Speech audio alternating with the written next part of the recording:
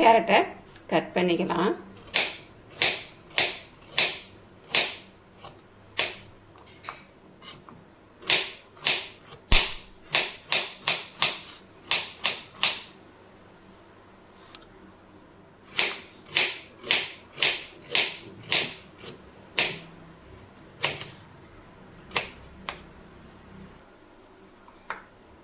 கேரட்டை கட் பண்ணிவிட்டேன். இதை இப்போ நம்ம குக்கரில் போட்டு ஒரு 3 விசில் இல்லைன்னா 4 விசில் விட்டு வேக வச்சு எடுத்துக்கலாம்.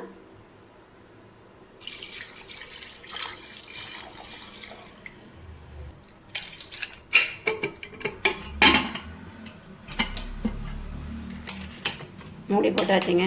ஒரு 3 விசில் இல்லைன்னா 4 விசில் விட்டு வேக வச்சுக்கலாம்.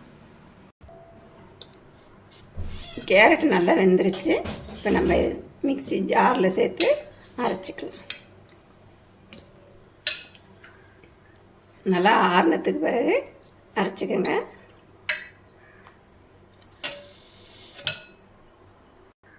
கேரட்டோட வாசனை இல்லாமல் இருக்கிறதுக்கு ஒரு 1/2 ஸ்பூன் அளவு ஏலக்காய் தூள்,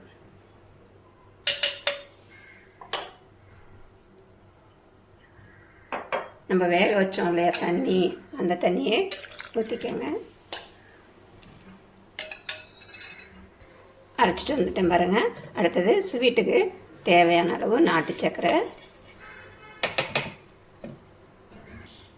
காய்ச்சி ஆற வச்ச பால், கொஞ்சமாக உப்பு, ஐஸ்கிரீம். இதை அரைச்சிட்டு வந்துடலாம்.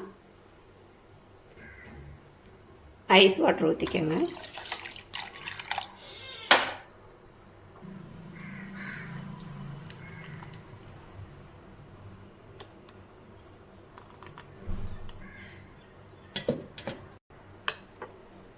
அவ்வளோதாங்க, அருமையான கேரட் ஜூஸ் ரெடி ஆகிடுச்சு. பாருங்கள், நம்ம வீட்டிலையே நம்ம செஞ்சு சாப்பிட்லாம். கடைங்களில் வாங்காமல் உங்களுக்கு ஸ்வீட்டுக்கு தகுந்த மாதிரி சர்க்கரை சேர்த்துக்கங்க. நீங்கள் இன்னும் கொஞ்சம் தண்ணியாக வேணாலும் சரி, இன்னும் திக்காக வேணாலும் சரி நீங்கள் சேர்த்துக்கங்க. பாருங்கள், சூப்பராக வந்திருக்கு.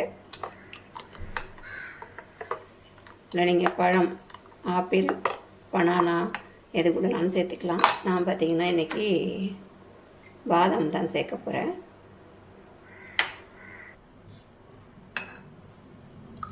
அவ்வளோதாங்க, அருமையான கேரட் ஜூஸு ரெடி ஆகிடுச்சு. பாருங்கள், பார்க்குறதுக்கே ரொம்ப அழகாக இருக்குது. நல்லா ஜில்லுன்னு இந்த வெயிலுக்கு நல்லா குளு குளுன்னு நல்லாயிருக்குங்க. இது சத்தான பொருள். கேரட்டும் இந்த மாதிரி குழந்தைங்களுக்கு செஞ்சு கொடுங்க வெயிலில். இதில் மேலே ஐஸ் கேப் போட்டுக்கலாம்.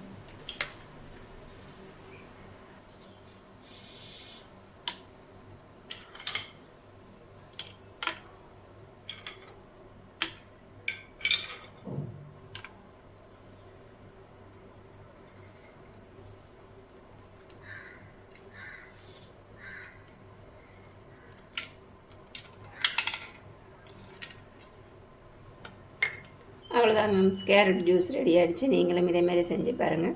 வீடியோ பிடிச்சிருந்தா லைக் பண்ணுங்கள், ஷேர் பண்ணுங்கள், கமெண்ட் பண்ணுங்கள். மறக்காமல் சப்ஸ்கிரைப் பண்ணுங்கள். பக்கத்தில் ஒரு பெல் பட்டனை அழுத்துங்க. அப்போ தான் நான் போடுற வீடியோ உங்களுக்கு உடனேக்கு ஒன்று வந்து சேரும். இன்னொரு வீடியோவில் சந்திப்போம். டாடா, பாய்.